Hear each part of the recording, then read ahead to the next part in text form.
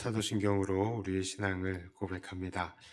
전능하사 천지를 만드신 하나님 아버지를 내가 믿사오며 그 외아들 우리 주 예수 그리스도를 믿사오니 이는 성령으로 잉태하사 동정녀 마리아에게 나시고 본디오 빌라도에게 고난을 받으사 십자가에 못 박혀 죽으시고 장사한 지 사흘 만에 죽은 자 가운데서 다시 살아나시며 하늘에 오르사 전능하신 하나님 우편에 앉아 계시다가 저리로서 산자와 죽은 자를 심판하러 오시리라.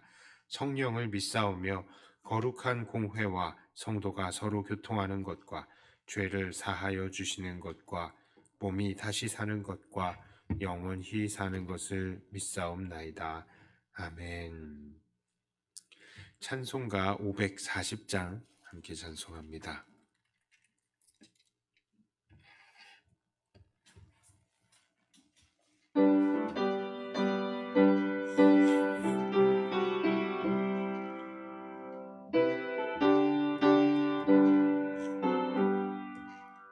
주의 음성을 내가 들으니 사랑한단 말일세. 믿는 마음으로 주께 가오니 나를 영접하소서. 내가 매일 십자가 앞에 더 가까이 가오니 의세 중에 흘린 몸의 피로서 나를 정케 하소서. 주여 넓으심 니네 베푸사 나를 받아주시고 나의 품은 뜻 주의 뜻같이 되게 하여 주소서. 내가 매일 십자가 앞에 더 가까이 가오니 의세 중에 흘린 몸의 피로서 나를 정케 하소서. 주의 보좌로 나아갈 때에 어찌하니 기쁠까. 주의 얼굴을 항상 외우니 더욱 친근합니다. 내가 매일 십자가 앞에 더 가까이 가오니 의세 중에 흘린 몸의 피로서 나를 정케 하소서. 우리 구주의 넓은 사랑을 측량할 자 없으며 주가 주시는 참된 기쁨도 헤아릴 수 없도다. 내가 매일 십자가 앞에 더 가까이 가오니 의세 중에 흘린 몸의 피로서 나를 정케 하소서.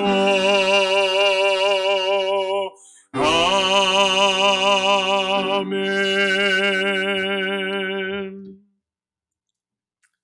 하나님 말씀은 욥기 37장입니다. 욥기 37장.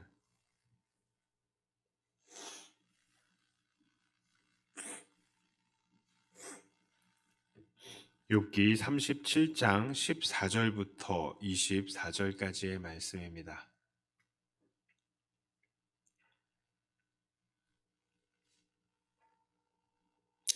욥기 37장 14절부터 24절까지의 말씀을 제가 봉독해 올립니다. 욥이여, 이것을 듣고 가만히 서서 하나님의 오묘한 일을 깨달으라. 하나님이 이런 것들에게 명령하셔서 그 구름의 번개로 번쩍거리게 하시는 것을 그대가 아느냐? 그대는 겹겹이 쌓인 구름과 완전한 지식의 경이로움을 아느냐? 땅이 고요할 때에 남풍으로 말미암아 그대의 의복이 따뜻한 까닭을 그대가 아느냐?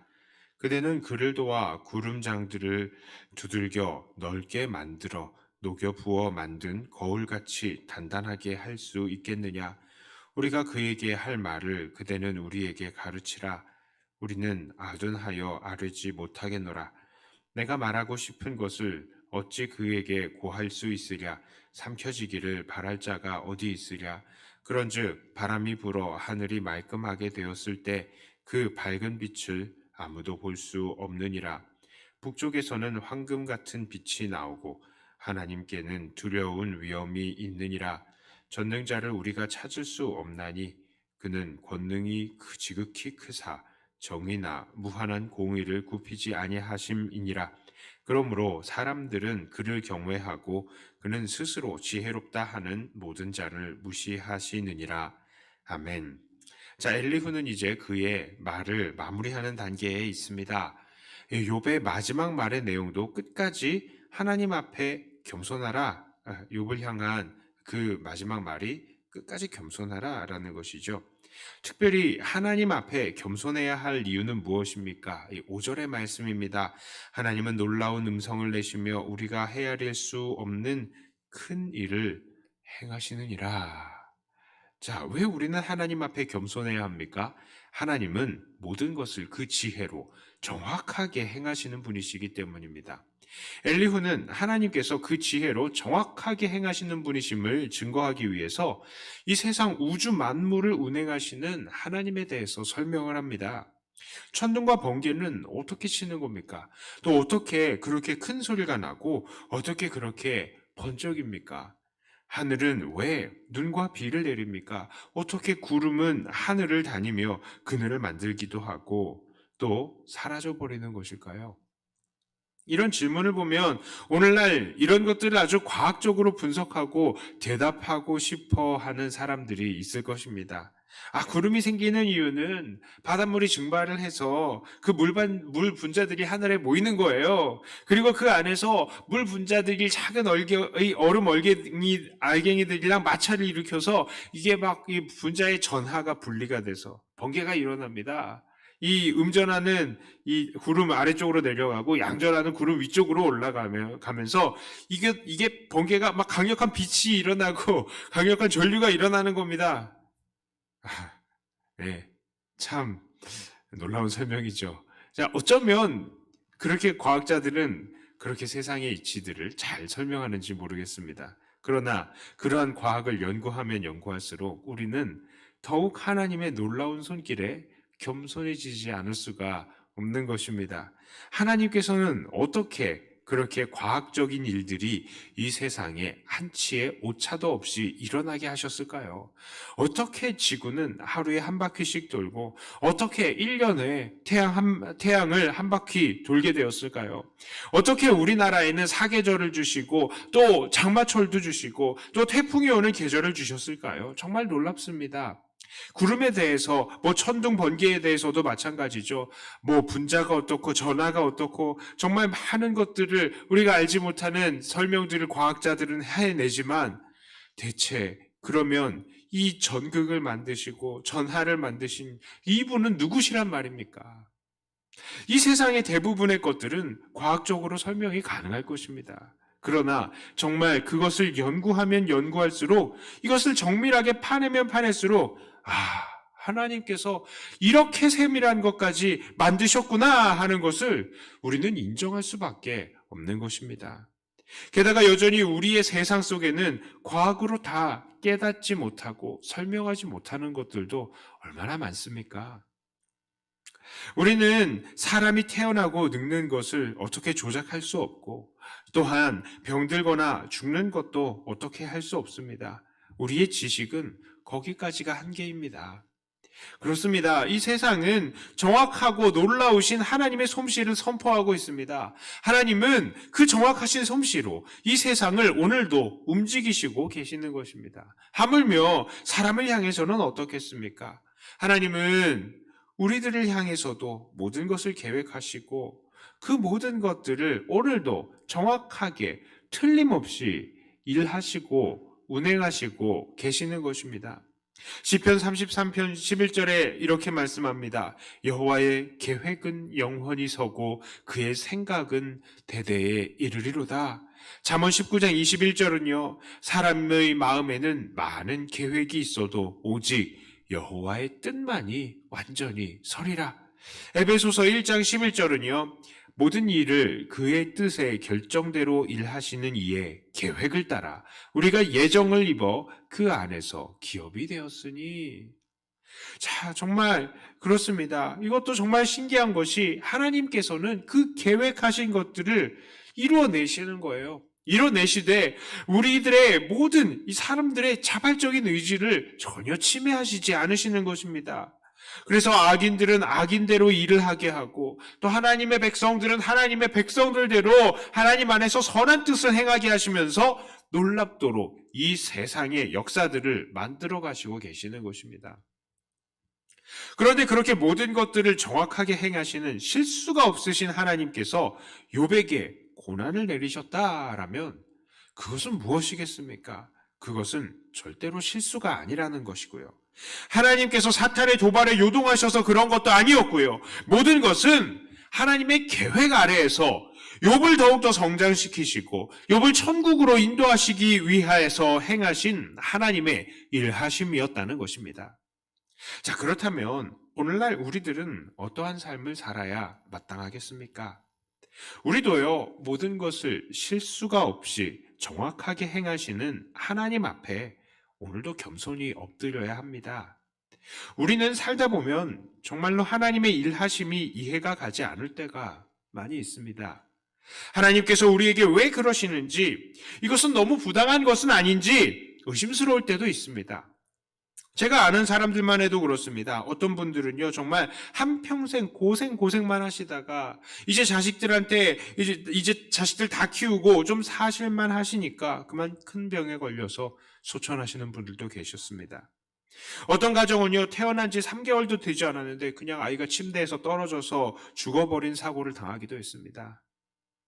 또 어떤 사람들은 예수님을 믿고 교회에 본격적으로 나가겠다라고 결심을 했는데 그 주부터 병원에 입원하셔서 계속 투병하시다가 소천하시기도 했습니다.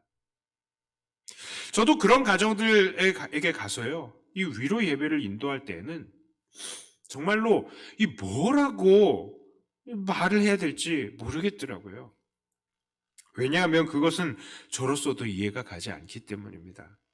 그러나 하나님께서는 이 모든 것들을 행하십니다. 그것은 하나님께서 정의롭지 못하셔서 그런 것이 아니고 하나님께서 실수하셔서 그런 것도 아니고 그 모든 것들을 통하여서 결국 하나님을 더욱더 경외하게 하기 위한 것이었습니다. 그러므로 우리는 우리에게 놀라운 계획과 역사하심으로 행하시는 이 하나님의 정확하신 그 일하심 앞에 겸손해야 하는 것입니다. 오늘 내게 닥칠 크고 작은 일 때문에 하나님께 불평해서는 안 됩니다. 하나님, 나에게 왜 이런 고생을 주십니까? 나의 가족들은요, 나를 속상하게 만드는 그 사람들은요, 그 사람들 때문에도 하나님을 원망해서도 안 됩니다. 내 외모와 나의 체질에 대해서도 하나님께 원망해서는 안 됩니다. 그리고 나의 눈에 다소 모자라 보이는 사람들과 가난한 사람들에 대해서도요, 우리는 무시하거나 또 그들을 귀찮게 여겨서는 안 되는 것입니다. 우리에게 주변의 모든 것들 전부 다 하나님의 놀라우신 계획하심과 정확하게 행하시는 하나님의 손길이라는 것을 우리는 기억해야 할 것입니다. 그러므로 오늘도 겸손히 하나님을 경외하시며 하나님께서 행하시는 모든 것들을 기쁨과 감사함으로 겸손함으로 받아들이시는 사랑하는 저와 여러분들이 다 되시기를 주님의 이름으로 축복합니다. 기도합니다. 하나님, 세상을 살다 보면 정말로 이해하지 못할 일들이 너무나 많이 있습니다. 하나님, 내 주변에는 왜 이런 일들이 일어났는지요? 하나님, 내 주변에는 왜 이런 사람들이 있는지요? 하나님, 나의 외모와 나의 체질과 나의 환경은 왜 이런지요? 내가 이 모든 것들을 생각할 때에 이해가 되지 않고 하나님께 때때로는 답답한 마음을 내비춰 보지만 하나님 오늘 고백하는 것은 이 모든 것들은 모두 실수가 없으시고 또한 모든 것들을 우리를 위해서 베푸시는 하나님의 이 사랑의 이 손길이시라는 것을 우리가 다시 한번 고백하고 하나님 앞에 엎드립니다. 실수가 없으신 하나님, 항상 정의로우신 하나님께서 모든 것들을 그 계획대로 인도하여 주시되 우리는 그것을 아멘으로 겸손하게 받아들일 수 있는 믿음 또한 우리가 갖게 하여 주시옵소서. 지금 당장에 이해가 가지 않더라도 하나님께서 언젠가 이 모든 것들을 통하여서 우리에게 또 감사를 받으시고 영광을 받으실 줄을 믿습니다. 오늘 우리가 경거망동하지 않게 하여 주시옵소서. 오늘 이 시간에 기도하는 시간 더욱더 하나님과 동행하며 기쁨으로 주님 앞에 나와서 기도하며 교제하는 시간 되게 해 주시옵소서. 감사드리며 우리 주 예수님 이름으로 간절히 기도드리옵나이다. 아멘. 하늘에 계신 우리 아버지여, 이름이 거룩히 여김을 받으시오며 나라의 임하옵시며 뜻이 하늘에서 이루어진 것 같이 땅에서도 이루어지이다. 오늘날 우리에게 일용할 양식을 주옵시고 우리가 우리에게 죄 지은 자를 사하여 준 것 같이 우리 죄를 사하여 주옵시고 우리를 시험에 들게 하지 마옵시고 다만 악에서 구하옵소서. 대개 나라와 권세와 영광이 아버지께 영원히 있사옵나이다. 아멘. 하던 말씀 가지고 또 교회를 위해서 기도하시고 각자 가지고 나오신 기도 제목으로 기도하시다가 들어가겠습니다.